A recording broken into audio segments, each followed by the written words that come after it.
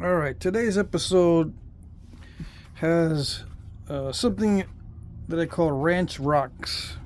I self-collected these on a ranch about 2 hours east of where I'm living. Now, I can't find anything like this on the surface unless I travel somewhere, because the town that I live in is just all limestone. It's on top of limestone. No rocks for many miles around that are nappable.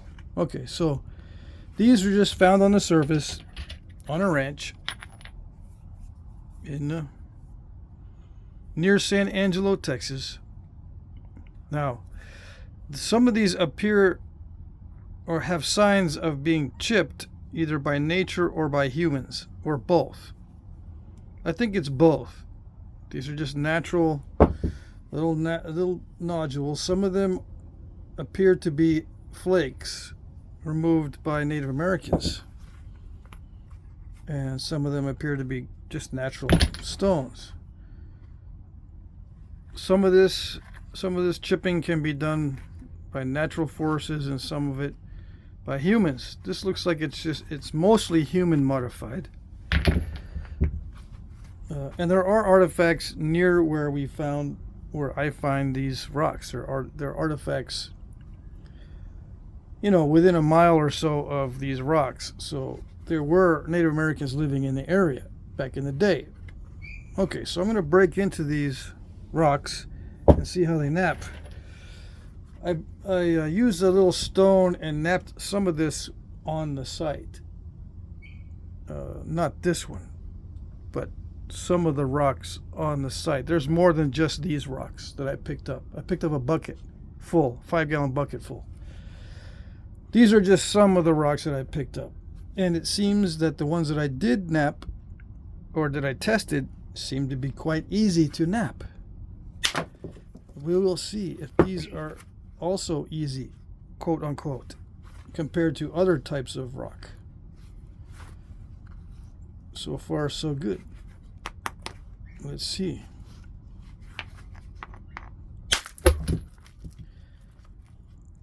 That's pretty typical of the larger nodules. They have internal issues and cracks and stuff. So that's not a surprise that it broke all apart. Let's see what I can do with this piece. Since I can make arrowheads out of these chunkers, but we'll leave that for a later time, if any. If I get back to it. If I have any time to do that. Alright.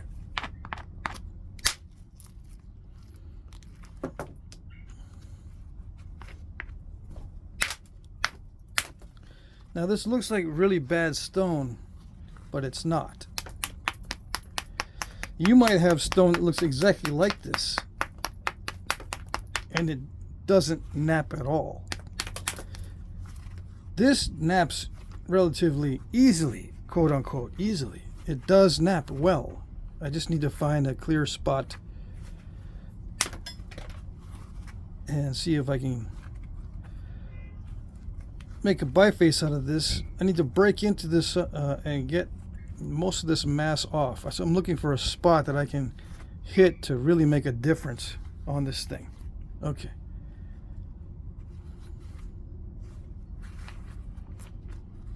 I want to preserve this area up here. I need to get rid of this down here. I'm looking for a way to get that off of here.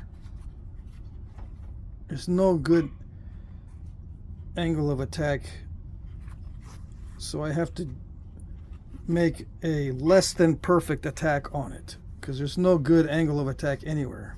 So whatever I do is just making doo-doo with what I got.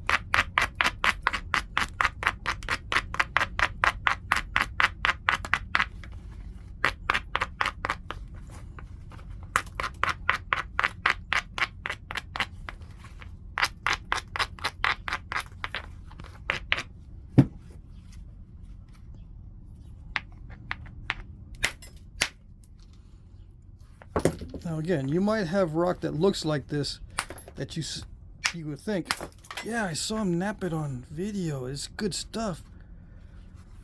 and it might not be. You might have stuff that's not good to nap.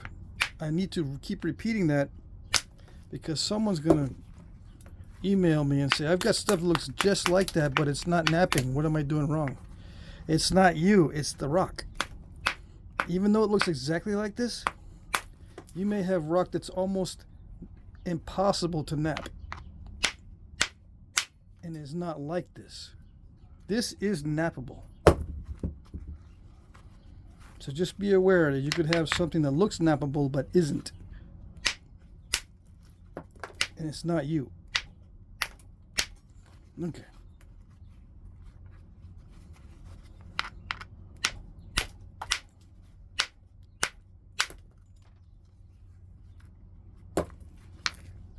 Yeah, I need to keep repeating that because I get that question all the time. People send me pictures of rocks that they are trying to nap that look just like the ones I've been napping, but theirs does not nap at all. Yeah. And they just don't understand it. I don't understand it.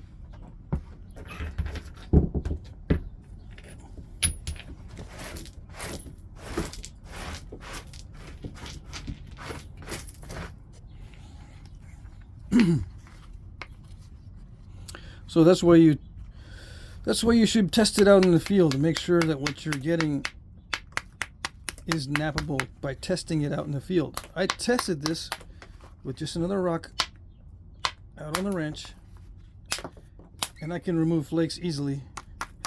And I said, I want to take a bunch of this home. Oh yes.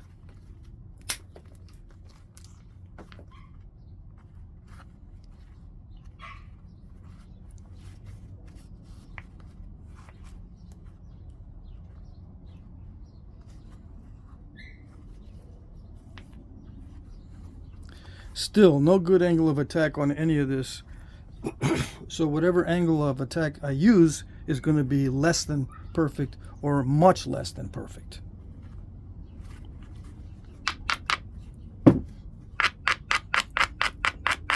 If there's no good angle of attack and I start to attack it, the attack will not be good. If you know what I mean.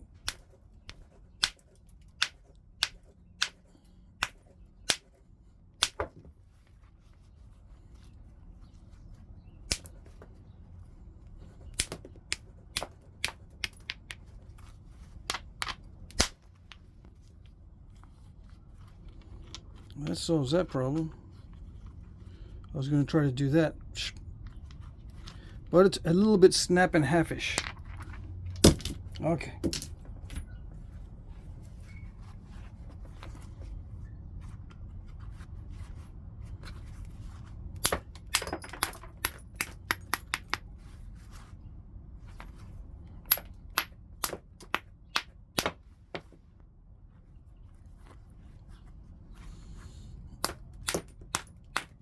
Now the question might come up, do I think this might be nappable because of the brush fire that heat treated this?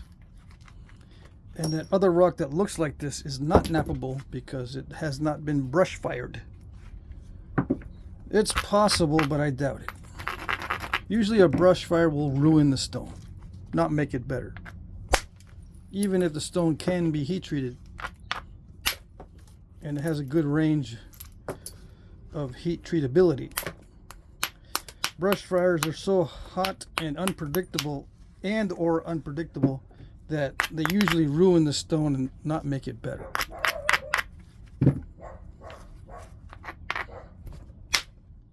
So I think this stone is just naturally nappable.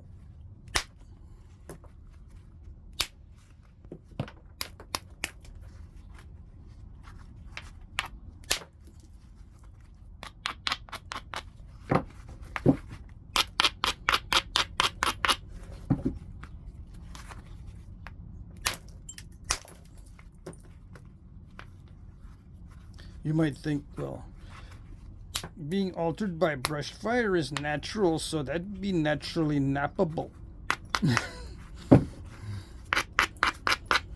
What I mean by naturally nappable is the conditions were favorable in nature.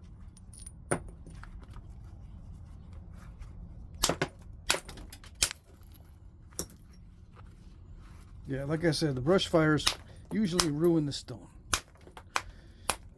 Or make it partially, maybe partially usable, but mostly unusable. I don't trust brush fired stone, so I don't even mess with it.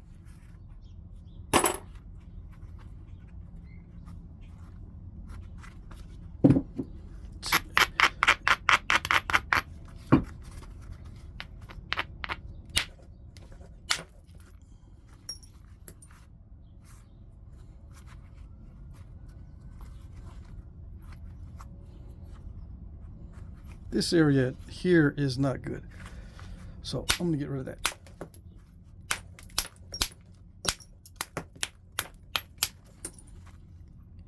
I think everything else is okay. It's got these pockets of crusty material. It's not bad though. Yeah, they can be napped through, and there's little pockets of whatever in there. I think I can make something out of this one. Okay. But I can make stuff out of these also, the smaller ones. Now, even though this naps well, can it still be heat treated even when it's nappable? To make it even more nappable? Yes. How much? You might ask, how much heat does it need to be more nappable if it starts as nappable anyway? Yeah. You don't know. Nobody knows. You gotta experiment. This might become exceptionally good, or it might not be affected at all. There's a big range of possibilities with heat treatment. If you've never heard of what that is. What is heat treatment?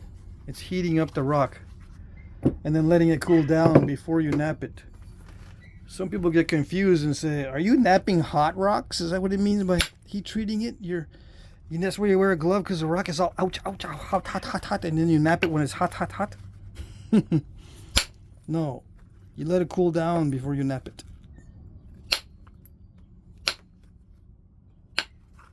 Okay? Okay. 5/8 diameter aluminum, 1.25 inch diameter ultra high molecular weight plastic for the mallet, industrial grade grinding wheel that you cannot buy in the hardware store. I'm just lucky to have a connection to get this stuff. If you want hardware store stuff for abraders, this is from Lowe's. This is the I don't know the brand, the Lowe's brand grinding wheel for bench grinder. This is Harbor Freight grinding wheel for bench grinder, both 6 inches diameter. I don't know the grits. It's just whatever comes off the shelf that they have available.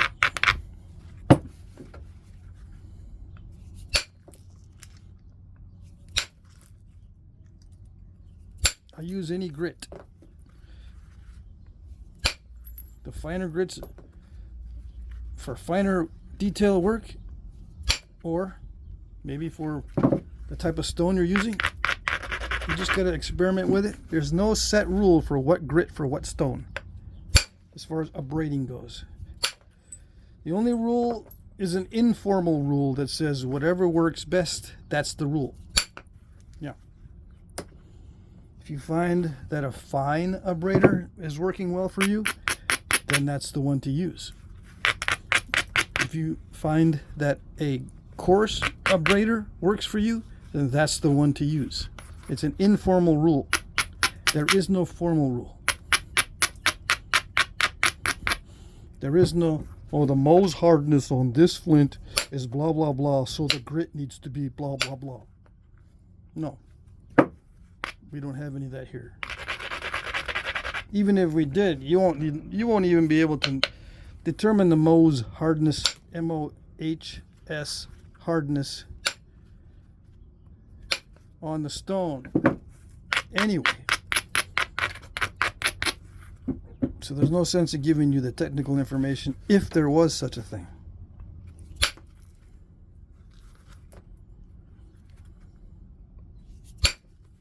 And the hardness of the stone varies from end to end, from side to side, from one face to the other face. It's all variable on many pieces of stone. So even if I told you to use a fine grit, your stone, even though it looks and acts the same, may not react the same because it's slightly different. And yes, the subtle differences make a difference. Okay.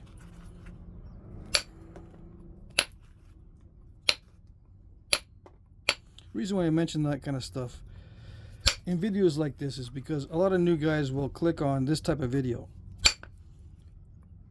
Free ranch rock. I'm going to call it free ranch rock knapping stone to point or something like that.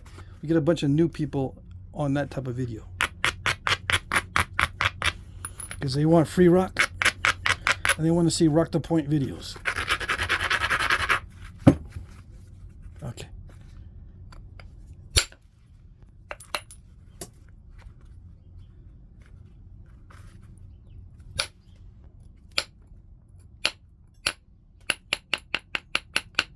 They also want to know exactly where I found this, and I'm not telling you because it's private property. And if I tell you where something is on public property, if I announce it on the video and it's open to the public and I publicly announce it, it will be gone before you get there. Yep.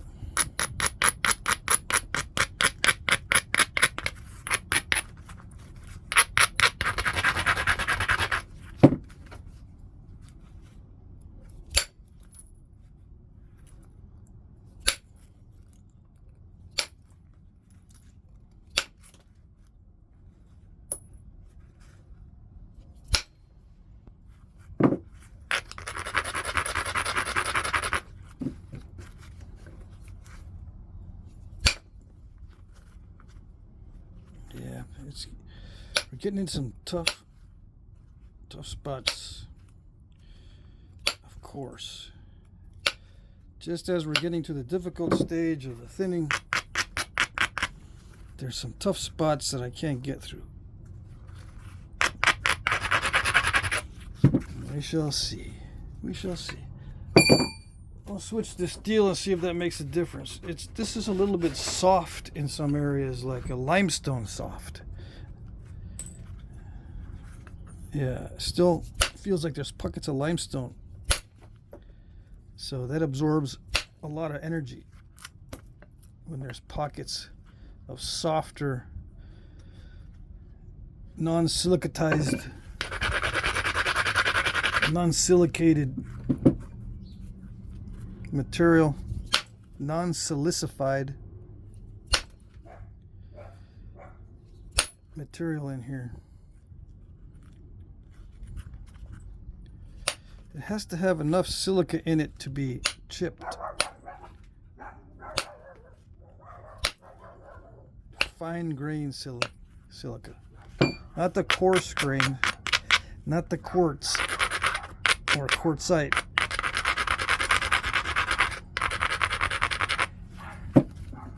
But fine grain silica. And you can see that there's a difference in patina on the outside. I'll show you this. I'll show you what I mean. Let's see. It looks like it's a dark chert. See that? It's not a dark chert. This is patina. It makes it look dark. It's not a brown flint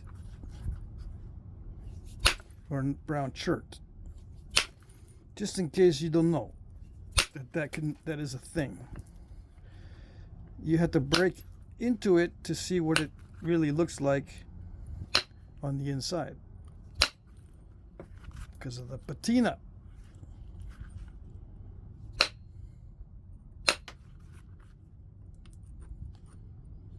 I know one of you is not going to watch the whole video and they're going to say, I wish I could get some of that brown flint. It's not brown flint. It's gray chert. with a patina.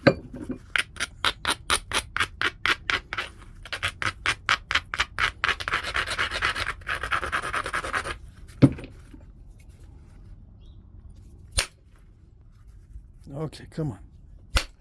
It is making a difference. When I change the steel, it is doing a better job, but it's still not easy. And this, I told you, was relatively easy to knap, quote unquote. Yeah. I was able to knap it out in the field with just a hammerstone. Enough to say, yeah, I'm going to bring it home and I know I can make something out of it.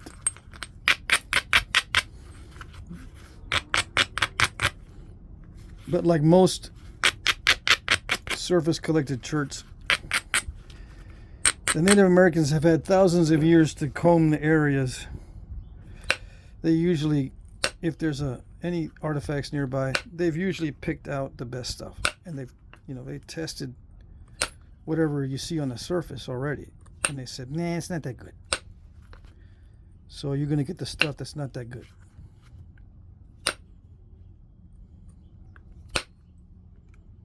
Yeah, they've had thousands of years to do that. That's a long time.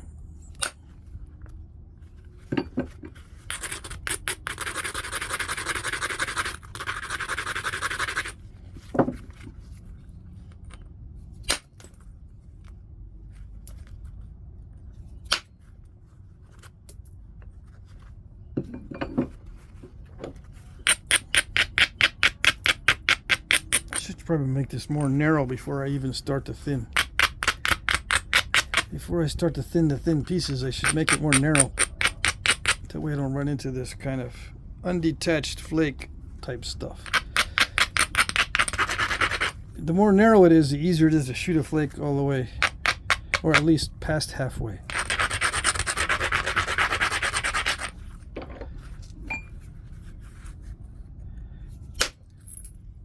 There we go.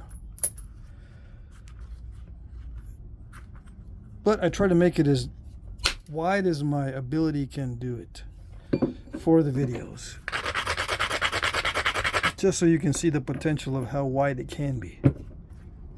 That's all some people need. They just need to know the potential. And then they run with it.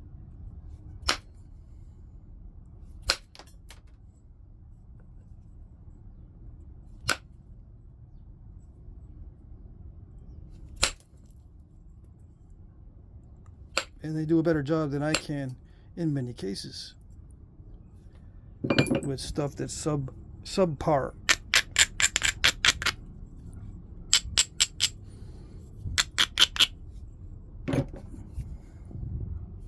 This is a mid-range, I would say. Overall, it is knappable and it is relatively easy, but it's mid-range. Yeah.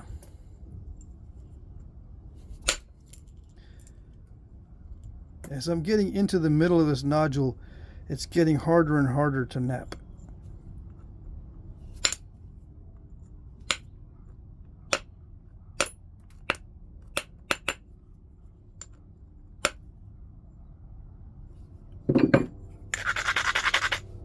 Okay.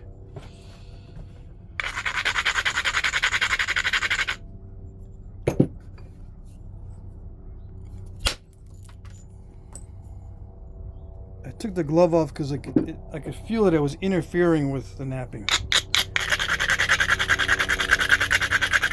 I'm not able to feel exactly how knappable this is. And I do need to make sure I know how knappable it is so I can push the limits. And it's hard to do that with a glove on.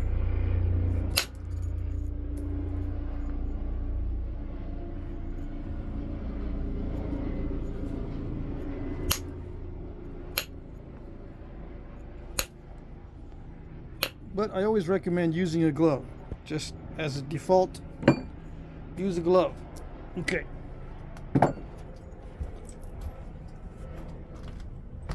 Let's see.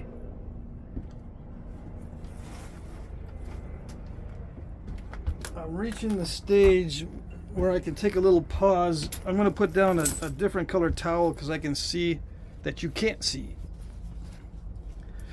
I'm looking through the viewfinder and I'm seeing that there's not much difference between the color of this and the drop cloth. So I can see that you can't see. At least not clearly. I can't find my green towel, my favorite green towel. Where is it? Oh, okay, I got it. I see it. Hold on. This is the good towel. I need to use the nasty green towel. Yeah. Alright. Alright, so this is the stage where it's a preform. And now I'm going to be thinning down this thin piece. Okay.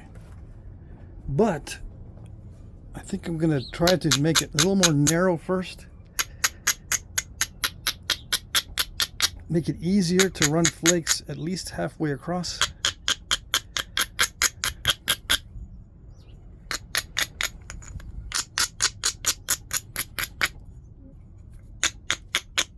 Sometimes I can make it more narrow just by using the Abrader like a hammerstone. And sometimes I can't. If it's not too difficult to knap the rock, with a coarse Abrader I can use it like a hammerstone and knock off enough of the edge to make a difference and make it more narrow without losing too much width, and also at the same time abrading the edge to set up for more strikes. Double benefit.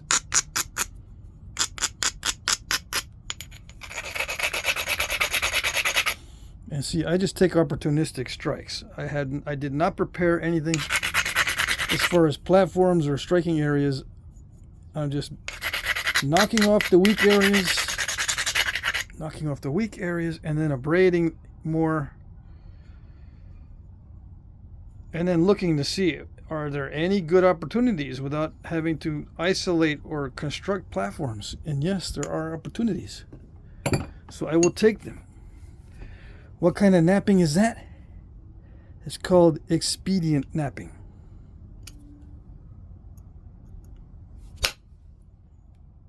Expedited or expedient.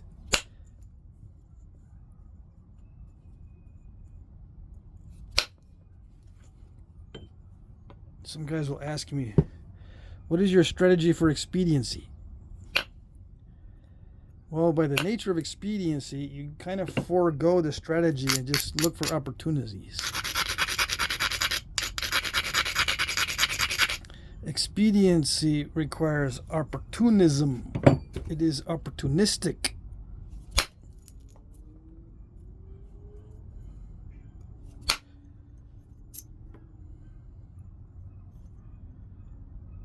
A mentality of opportunism in this case. Not all cases. Expediency can just be doing what you normally do, so you're not having to relearn or reinvent the wheel. Just do what you normally do.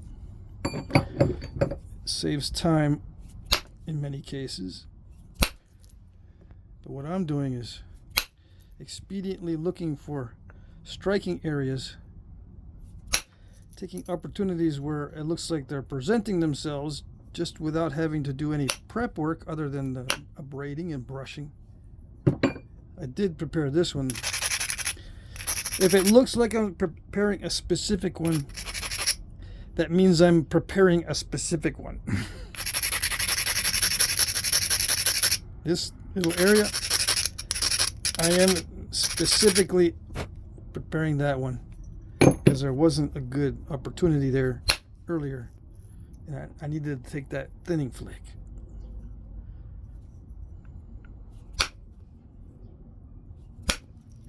Does the order in which I do this matter? Like, do you need to take that flake first before other flakes? For instance, is the order in which I remove flakes relevant? Yes, it is. It is relevant in the order. The order can be relevant, and there may be a better, more appropriate sequence of flake removals, but it's not critical to get the exact order for the highest or the best result. As long as you get results that you can live with, it's fine. If you can only live with perfection, then yeah, you need to start paying close attention to the sequence in which you remove flakes.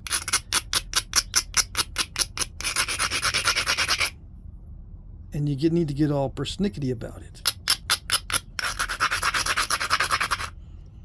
Because theoretically, there is a best way to approach.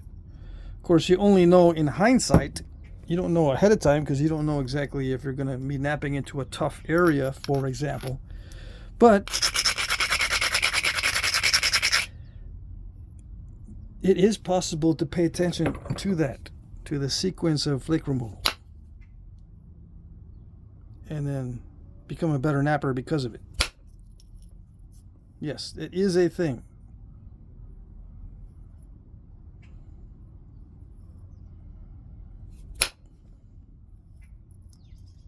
Come on. It did it. It loosened that up. Luckily, it was a partially undetached flake that all it needed is a little bit of a boost to get it to come out of there. I say luckily because that would have been a pain in the butt if it was an area that was extremely difficult to nap through and it ended up being an island. That would not be good.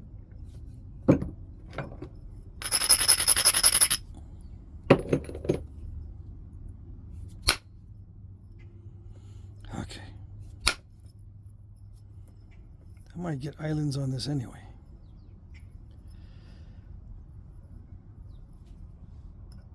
Now, is there a width to thickness ratio depending on the nappability of the stone? Is there a chart that shows the optimum width to thickness ratio depending on the nappability? I wish. It is possible to generate such a chart if you want to do it. By all means. Do I want to do it? No. Because it would basically only be useful for me.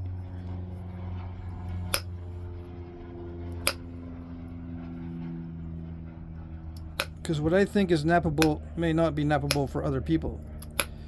They might say, "You told me this was nappable. I can't do anything with it." No. So your chart is bogus. And they would be right. It doesn't work for them.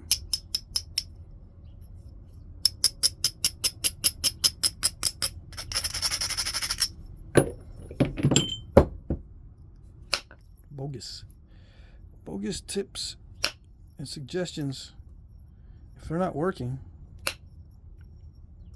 So I don't give that sort of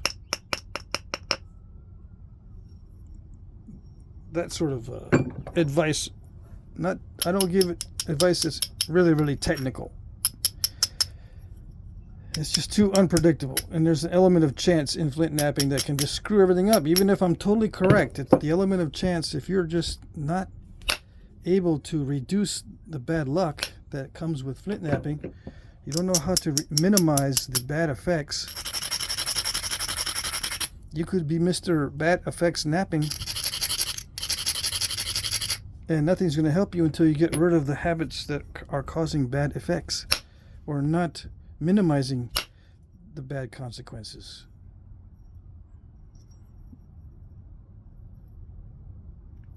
There's a lot of variables. Okay? Okay.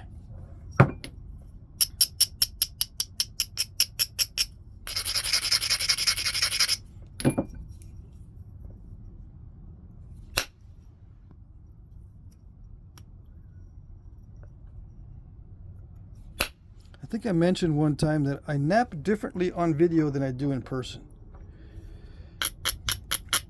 Just be aware. I do nap slightly differently on video than I do if I'm not on video. Why? Because on video, I'm overly focused on making sure it's successful. Therefore, I'm going to make it a little bit thicker in many cases. Even though I'm approaching the limit of my capability to nap, I say that all the time, that oops, I'm approaching my limits as far as thinness goes. I still back off slightly. Even though I'm approaching my limit, I'm not approaching it completely.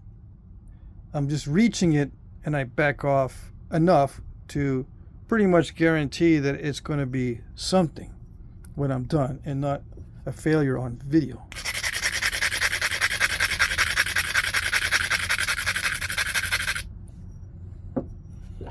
You know, because in the end, you've got to see something. And that might translate also to just a general overall good habit, because if you're actually going to use these things in real life, like if you're a big hunter or a big stone tool user, you are going to want to back off slightly so you can have more of a guarantee that you're going to have something to work with. So in that sense, I am showing you how to make a tool in such a way that you're reducing the risk of breakage.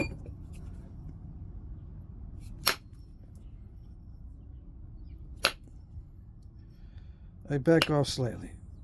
And if you're using these, if you're doing this not just for aesthetics, because some people will they'll live with 1,000 broken points if they can come up with one beautiful one. But if you're using these and you need 900 points and you can afford to lose 100, you need to be careful on how you're napping and back off a little bit.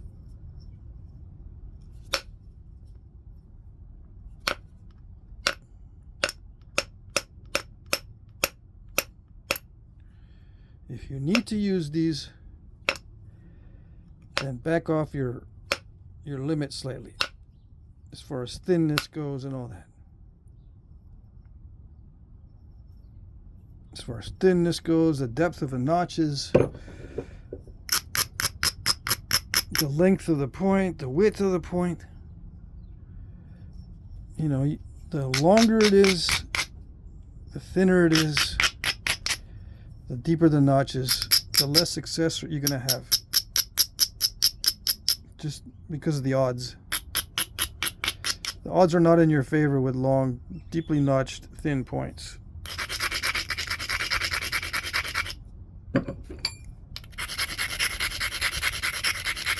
So you make short, not so deeply notched, thick points. If you want to have a bunch of them. That was close. That almost overshot.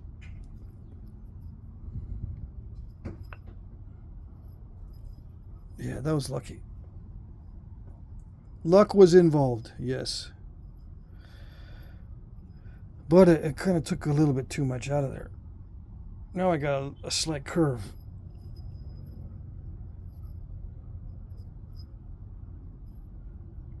Now I got to do damage control on stuff that is not really conducive to damage control. The higher the quality of the flint or chert, the easier it is to damage control it. This is not high quality. This is mid-grade stuff. It might appear to be high grade if I'm making it look easy. It's not high grade stuff. Yeah. Okay, I'm going to go more narrow.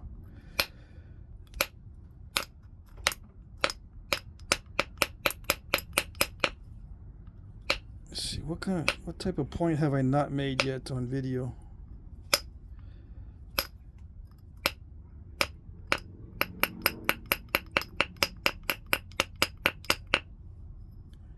It's probably a bunch. Let's see.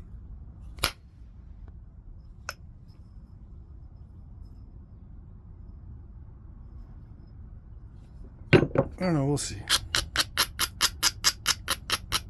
I've been looking at a lot of artifacts, and I've got some brand new ones that are mine, that were given to me.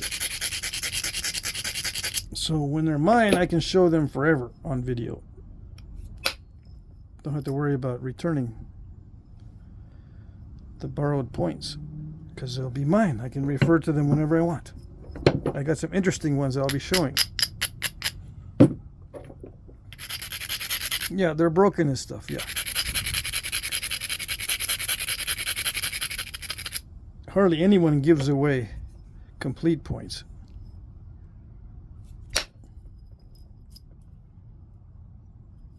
Unless it's in their will or something. Yeah. Most collectors, they only part with the real ones when they've passed on and put them in their will. Yeah.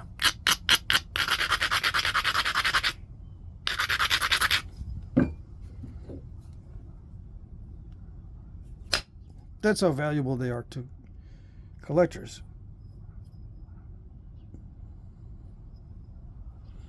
Let's see. This one might hurt my finger, but I still don't want to put the glove on. I need to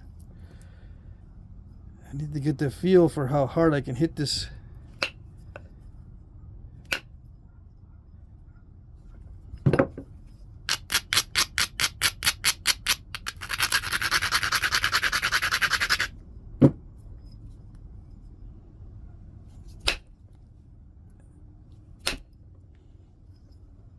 Oh, we got a little defect. Wonderful. Beautiful. Whoopsie daisy. Well, that solves that problem. The problem of width is going to be very narrow. It looks kind of pretty, but it made us mess up.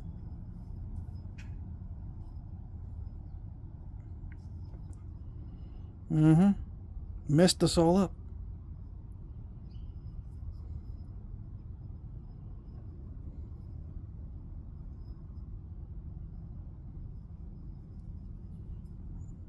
I should put two big old fat notches in it.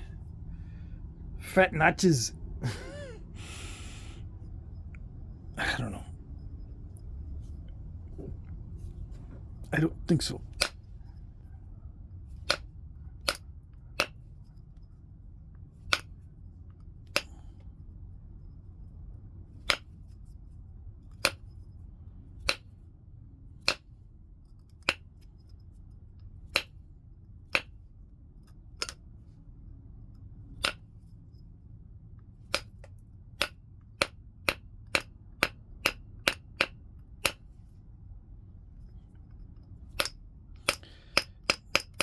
It's going to be really narrow now.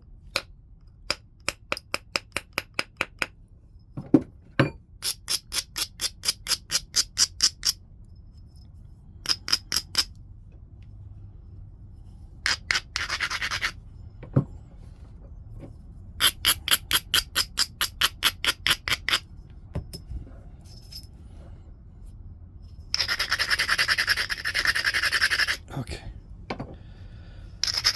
Let's see how this works out.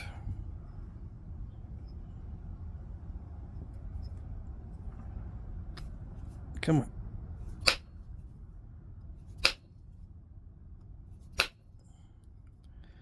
Too much grinding.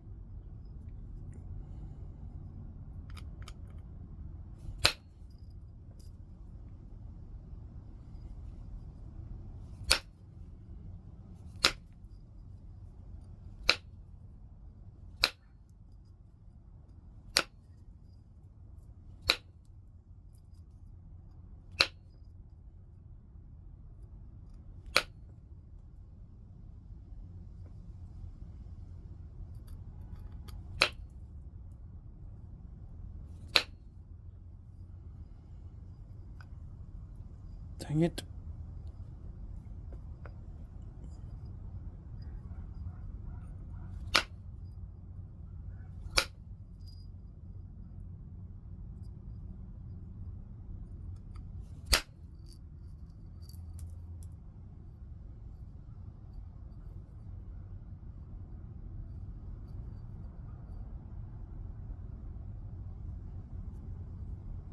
Sometimes it naps really well and I take a big old flake out just like that and it ruins it.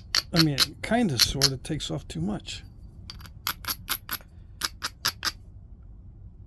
And you can ruin it just by setting up yourself for breakage. It hasn't broken yet, but I'm setting myself up for a risky thing.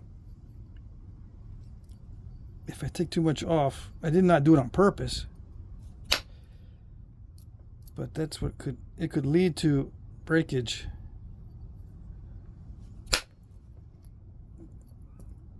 Down the road. I'm trying to thin, hitting really hard because sometimes it doesn't cooperate, but then some of the hard hits are into stone that I don't know is easy to nap, and it takes a big old chunk out of it.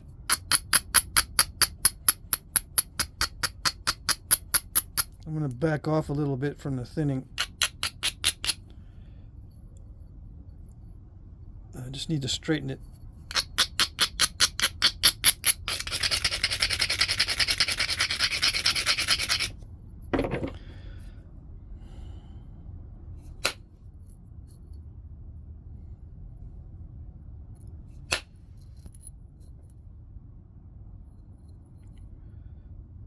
It doesn't need to be perfectly straight. I have to tell myself that. Because if I don't, I will take too much off. Take too many risks.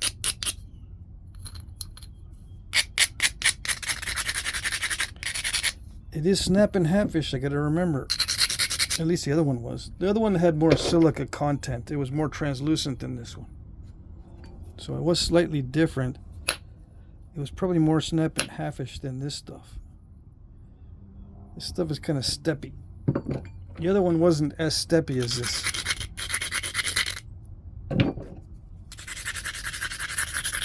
Let's see if the finer abrader works okay.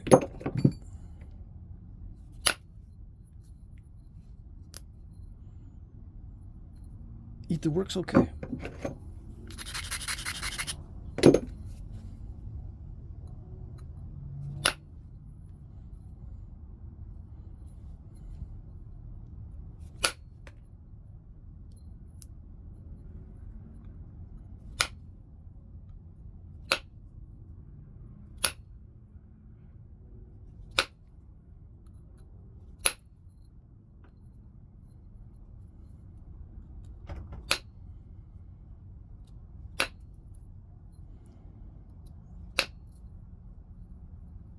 That was dicey, because that crack could be weak right there, and I could snap it by hitting the base. Yep. Just be aware, I take chances, and if I don't tell you I'm taking a chance, it is hard for you to see that it is risky. In most cases, I think. I think it's hard for you to see if it's risky. I gotta tell you. This is a risky shot. This one here is not, but on this particular piece with that unknown in it, that mess, hitting the base like that could snap it. I don't know. That's an unknown. So, all right. So I'm reaching the limits of my ability to thin it, which also means that I'm reaching the end of my desire to risk breaking it. If I've got a lot of material and I'm napping by myself, I have a desire to push the limits a little bit.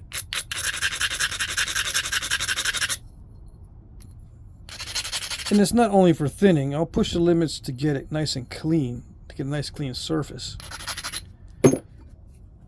And that sort of thing. It doesn't have to necessarily be tied to thinning. I could be pushing my limit just to get some nice bold flakes.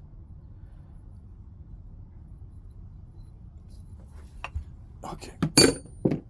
My back has been bugging me lately because I've been moving a lot of rocks. So right now, I'm not going to spall a lot of rocks until, I guess, Saturday and Sunday.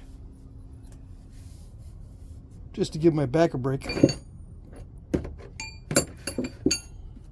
Lifting a bunch of rocks and then spalling a bunch of rocks right after all the lifting, it wears out your back. At least mine. Alright. What am I looking for? I'm looking for a pressure flaker to do the start to do the regularization on the edges. See what I got.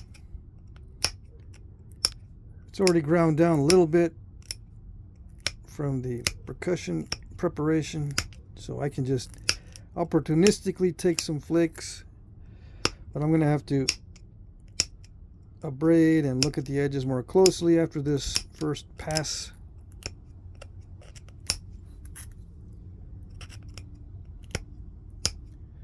And abrade where necessary.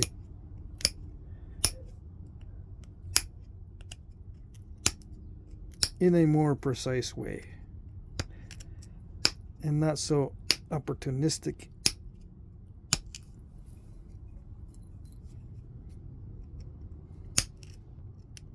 Right now it's opportunistic, but as it gets thinner and thinner and more regular, the pressure flaking takes on a more methodical technique.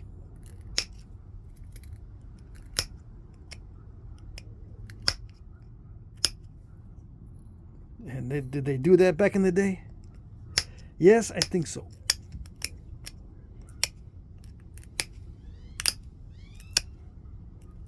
They may even have had different guys doing different stages.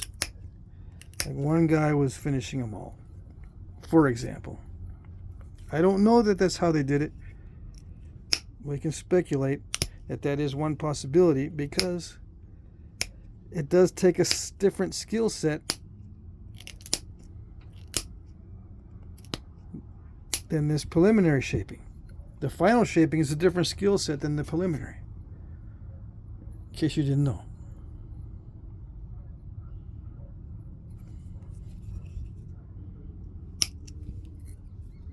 And you can divide the labor. I guess if you get enough people that are talented in Flintknapping, that are willing to spend the time, you can divide the labor and it might get better as far as productivity goes. That's the whole idea behind dividing the labor, is to make it not only better in the end, but more efficient and more time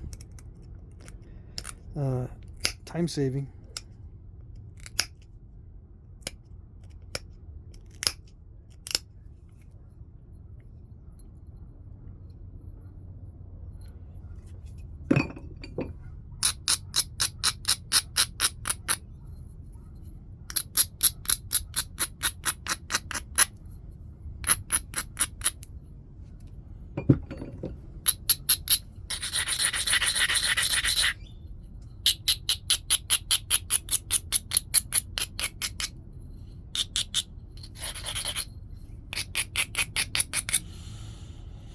Now you might be saying, it looks like I'm doing the same thing as always, just opportunistic.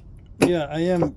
It's still at that stage where it's largely opportunistic, but it'll get to the point where I will need to be more precise.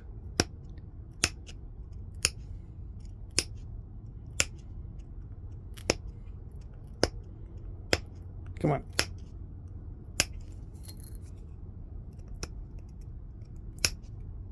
Especially if I end up putting serrations in this thing.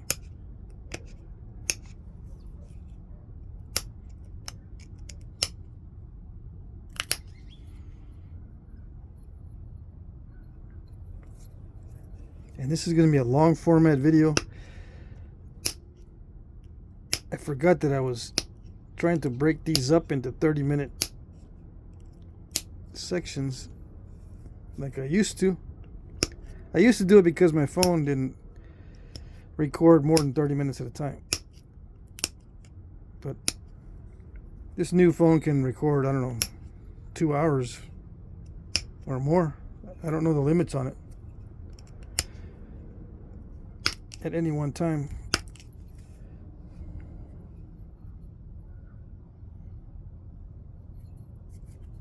Alright, so I got it regularized. There are areas that I need to thin down to make it more, or to make it less lumpy. And that requires some precise abrading. Maybe some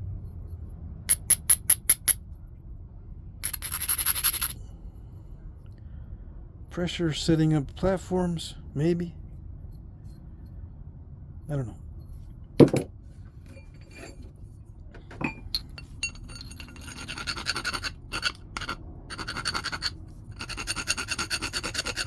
Pressure flaking to set up platforms.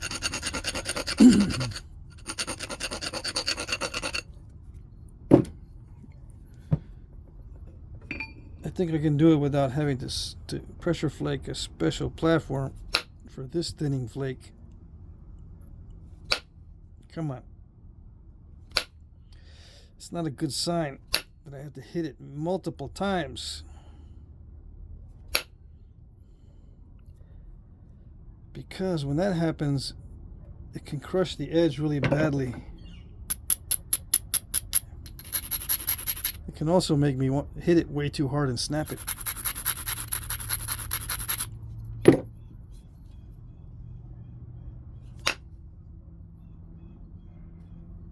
There might be a reason why it's bulky right there. I can't get a flake to go through there. Maybe.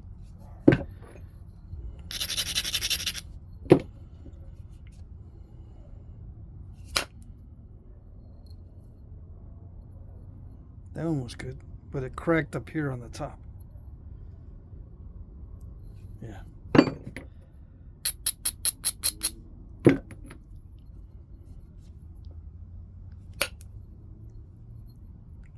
All right. Not too shabby.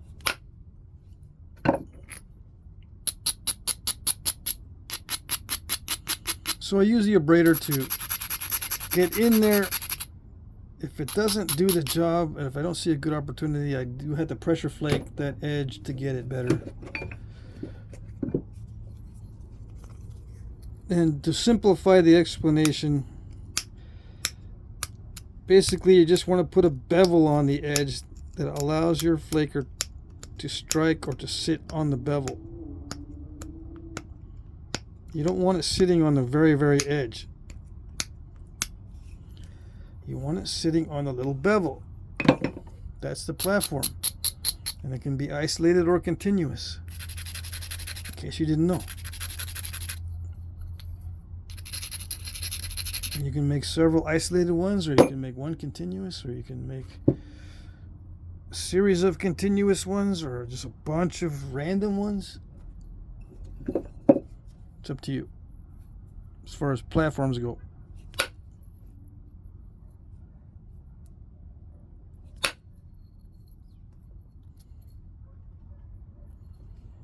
It's steppy. Dang it. I can't just take nice flakes off like I can with better quality material. It's steppy. A nice feather termination is possible with higher quality material. But when you don't have higher quality material, you just make doo-doo with what you got.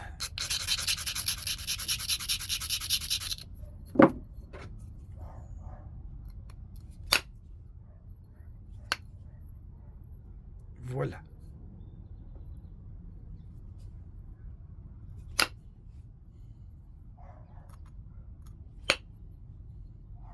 I'm just going to sharpen around that crystal pocket. Yeah.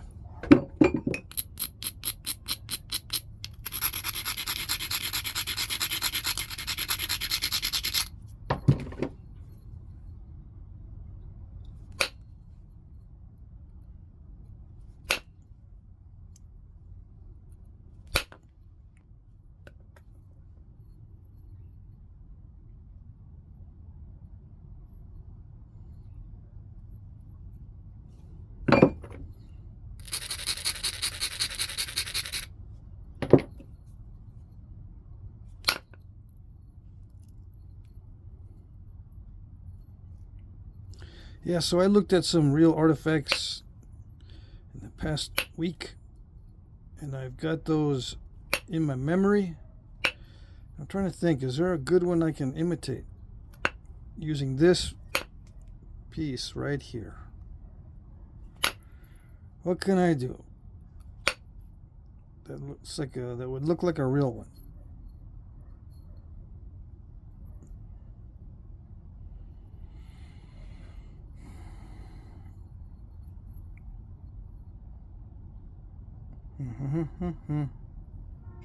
I saw a bunch of end sores, but then I had to make these sides straighter, which won't be that bad, or it won't be that difficult to do.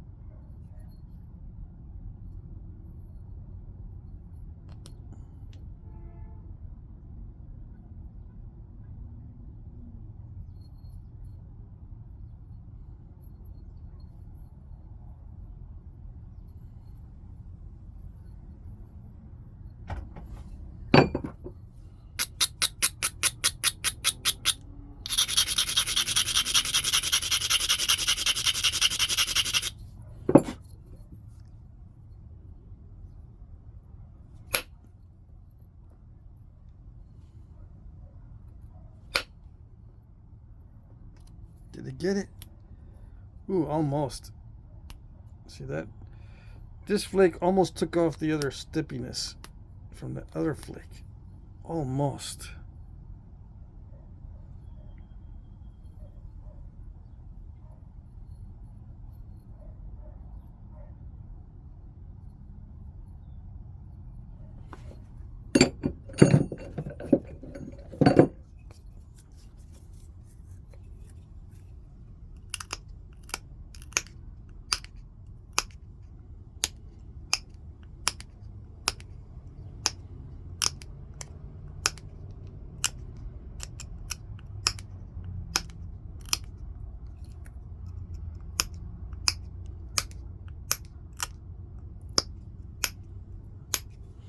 What I'm doing now is I'm shaping the edge. I'm making it straighter. Although I don't think I'm going to make it answer.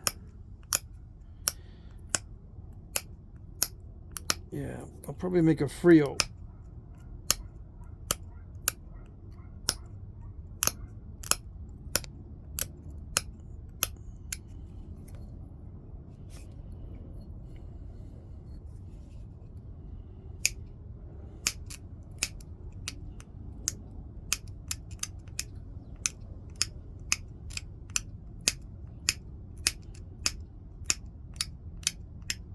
I've seen several points in the artifacts I was seeing this week that have a constriction near the tip and not, evenly arched, but there's a constriction up near the tip. And I don't know if the Frios have that constriction near the tip.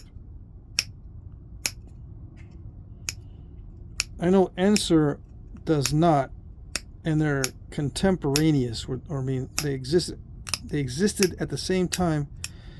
And sometimes they grade into each other. There's a combination of Ensor and Frio. So they call them Ensor-Frios in some of the archaeological texts because they share characteristics. I can't remember seeing one with an Ensor or Frio base with a constriction on the tip here. I can't remember.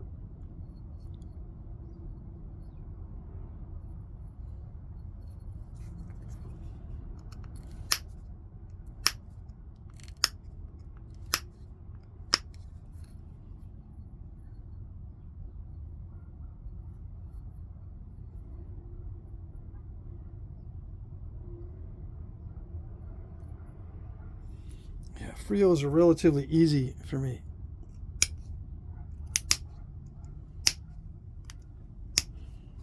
The Ensor is very distinctive, at least to archaeologists. They get all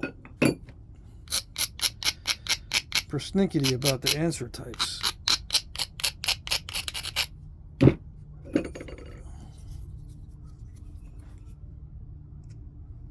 Whereas Frio has many different forms.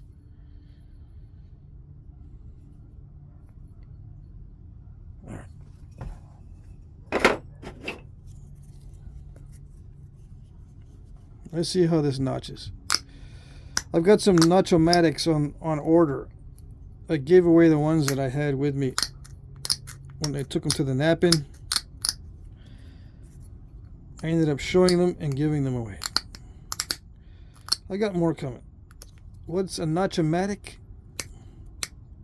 I think you can look it up.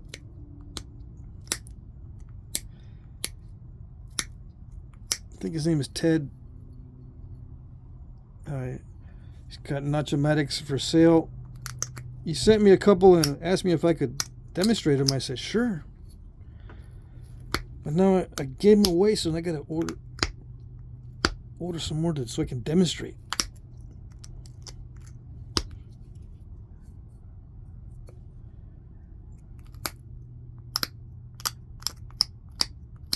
Yep.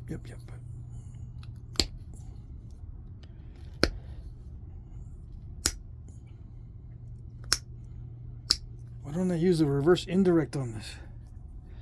I probably should, and I'm probably starting way too narrow. I gotta widen out that notch. Yeah.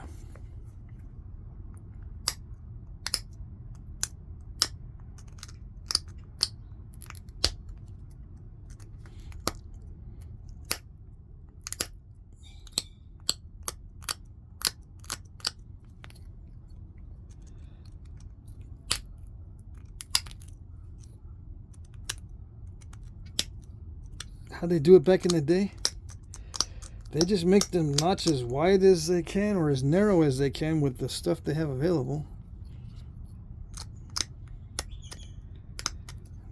Hard piece of antler. The harder the antler, the more narrow you can make the notch. And if you're using reverse indirect percussion and you're good at it, you can take advantage of the antler's compression strength and make a really nice notch with good pop outs.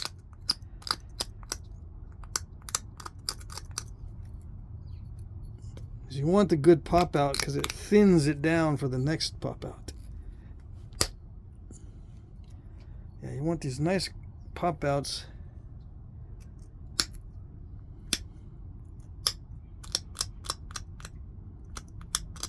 So you can turn it over and do another one without stalling it. It's starting to stall.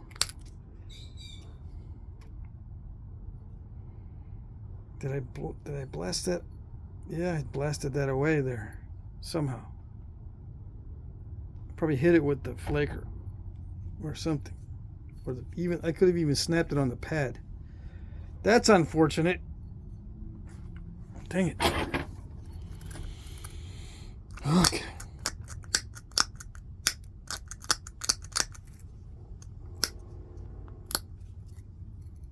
Yeah, no, it's not going to look right.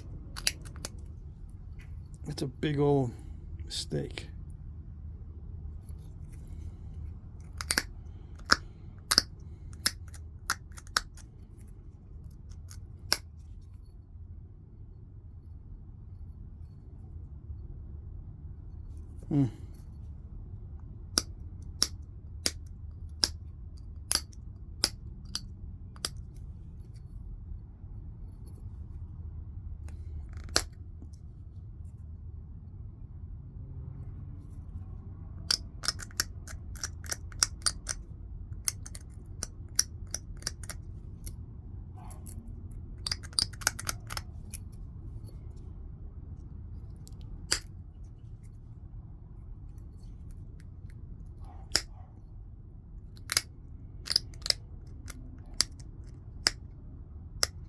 So how is it in the notching department?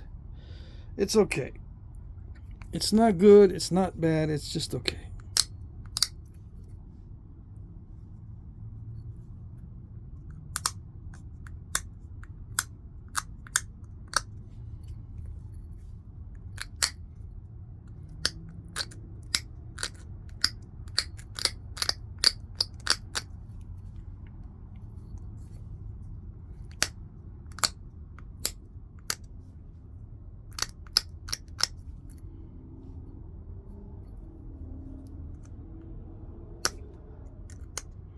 At least it's not stalling out, so that's a good part. Some stones will stall out easier than others. All things being equal.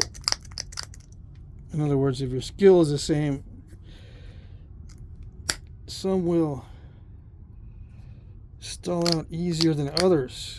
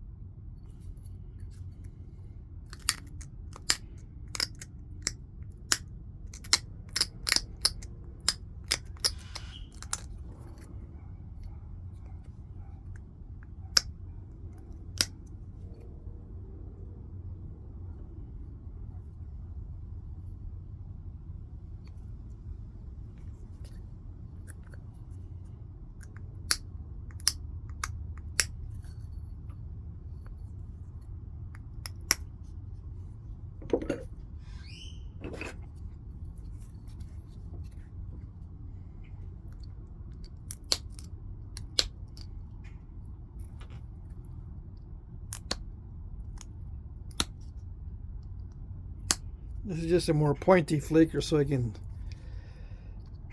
get into those areas that need some pressure flakes. And I'm going to do a little notch at the base too.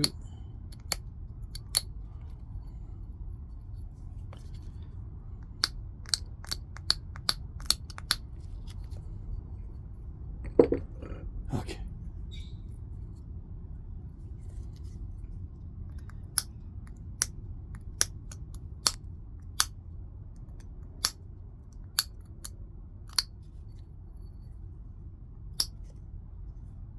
Should I thin the base? I should. I don't know if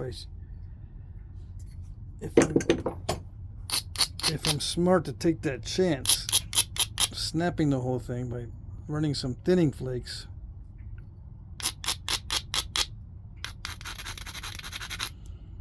I could try pressure thinning,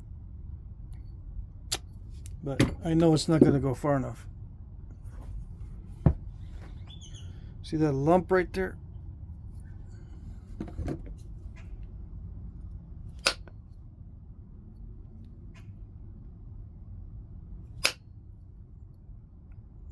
Now you see it. Now you don't.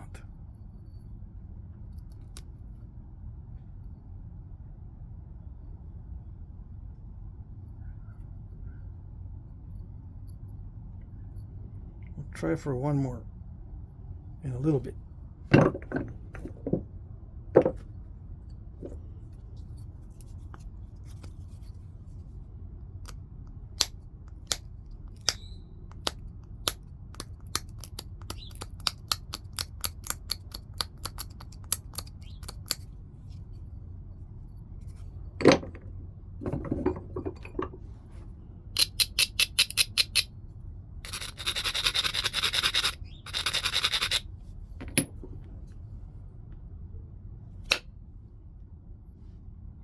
It's nice and thick, and now it isn't. But I got a step. I can probably use the cheater tool on that one.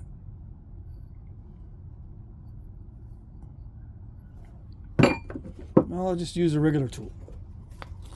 Just a spatula tool and push on that step fracture. Voila.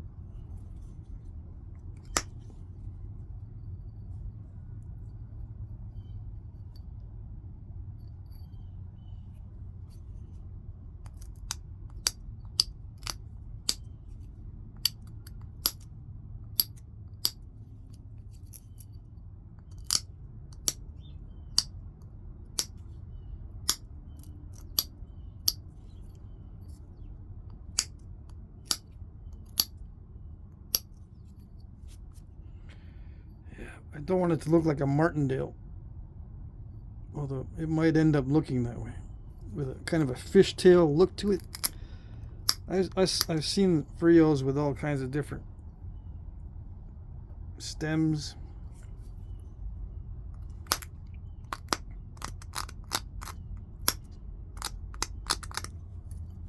Some of them do look kind of martingale-ish, but some of them, most of them don't.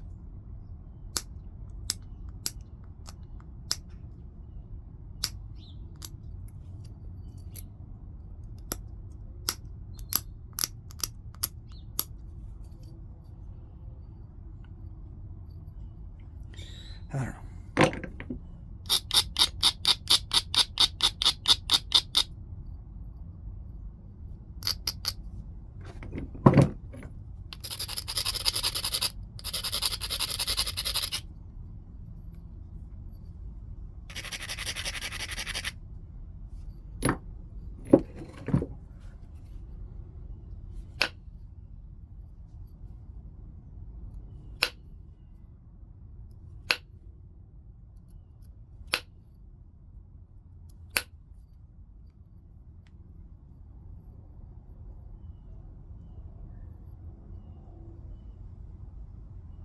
Okay, let me think.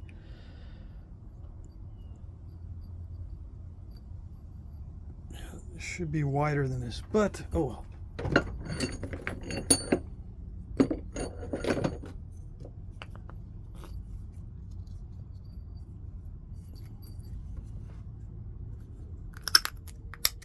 Just trying to think, what can I do to make it look more Frio-ish? It's not much I can do, because I lost a lot off of one side, and I have to symmetritize it. I can't go much deeper on the notch to make that ear seem longer, I don't think. Okay, there it goes. I might be able to deepen this notch and fix it.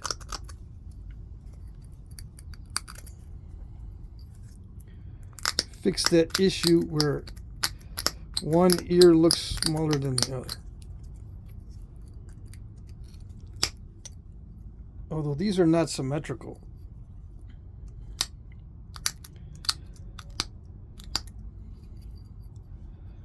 Yeah, many of these are not symmetrical, so I don't have to worry too much about it.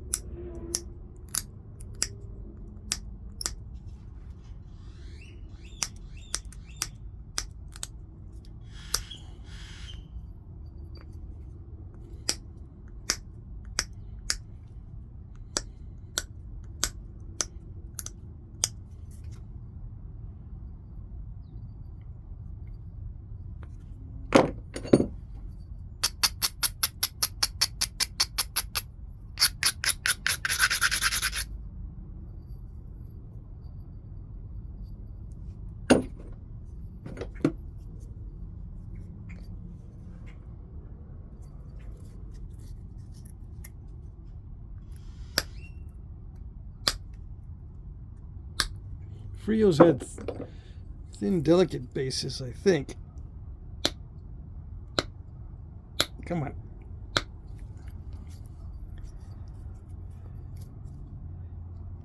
It's much easier on higher quality stuff.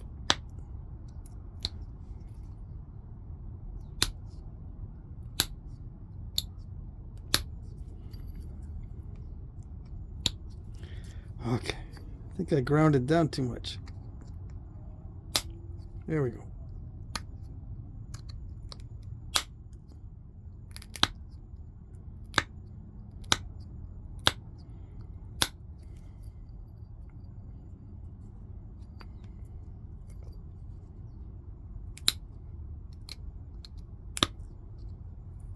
I don't want to push too hard here because it blows off the ear. These are ears down here. This is the barb up there. I don't want to blow off the ear.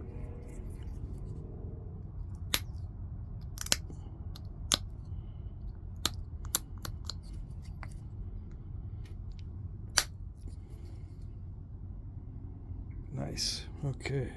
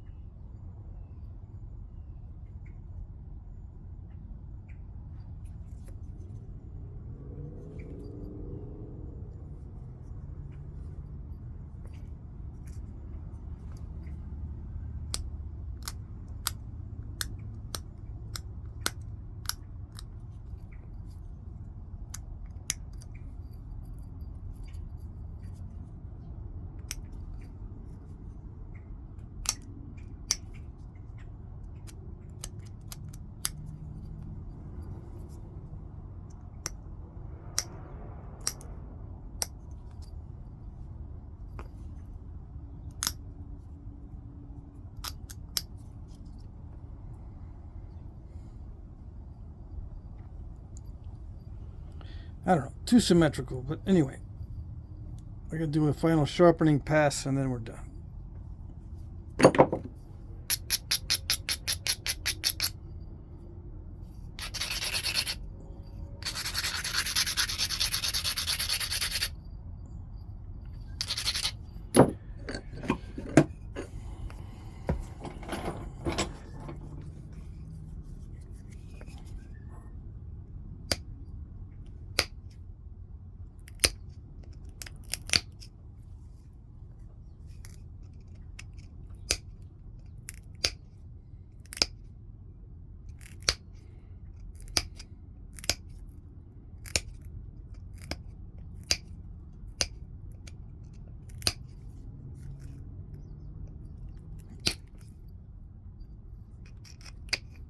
Come on.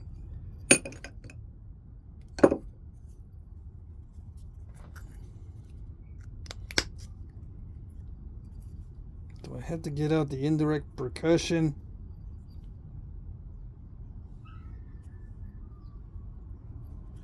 If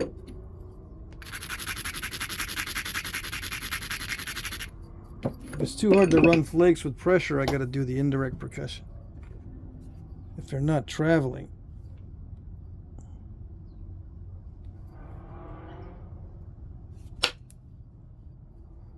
They're not traveling with the indirect either.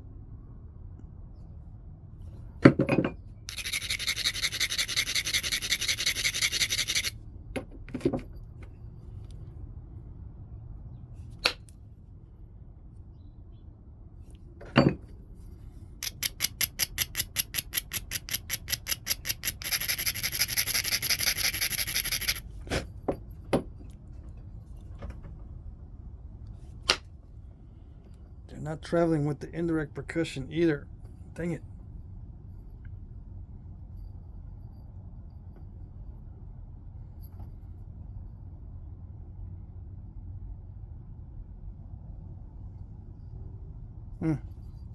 Okay. I'm trying to do miracles with this stuff.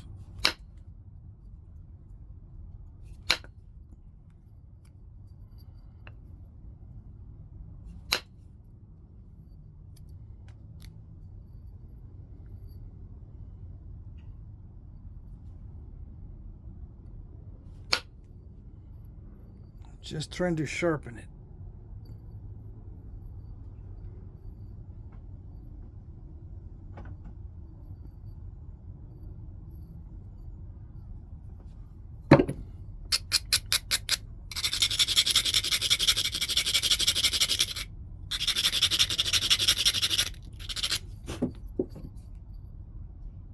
Dang it.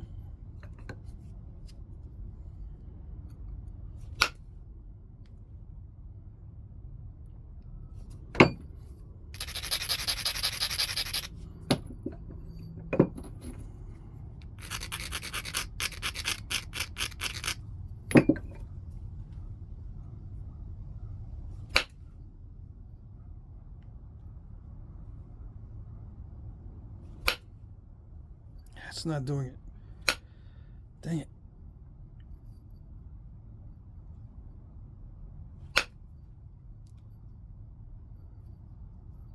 I'm going to leave a little wart in there. I don't like it.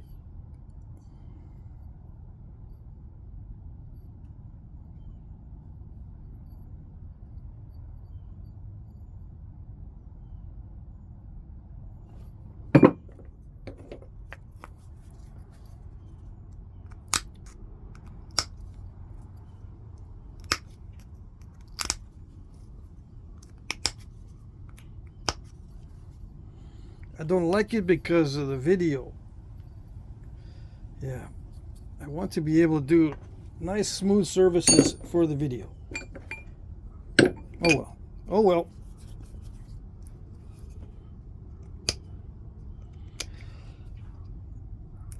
Now you know how the attempt went to get a nice smooth surface with a nice sharp edge. A lot of times you can't get both.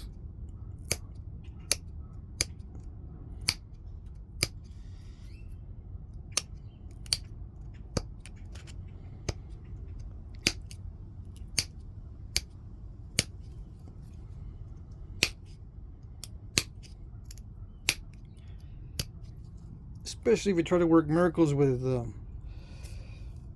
mid-grade to low-grade material. Some of this is low-grade. The tough spots within this are lower grade. For the most part, it's a mid-grade, so it's not too bad.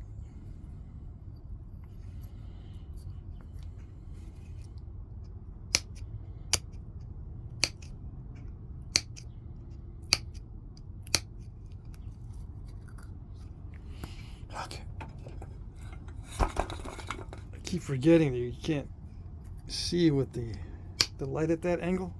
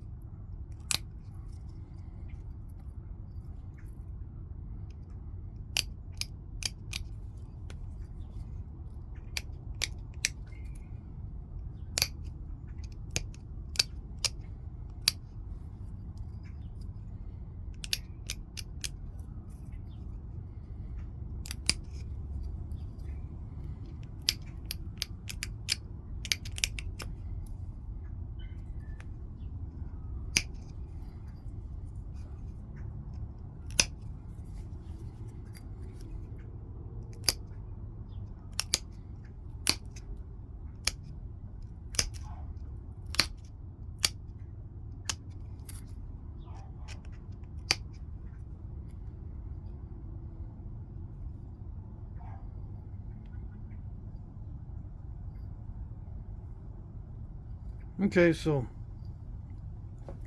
that's good enough. It shows the potential of this stuff. I'm going to work some more of it.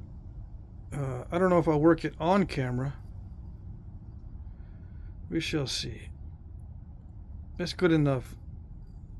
I don't want to pick at the edge too much.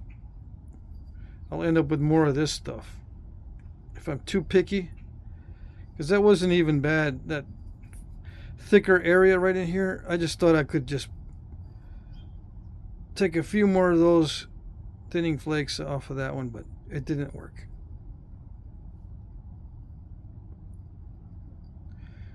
Side A, side B. We'll just shoot a thumbnail from side A. Alrighty, that's it.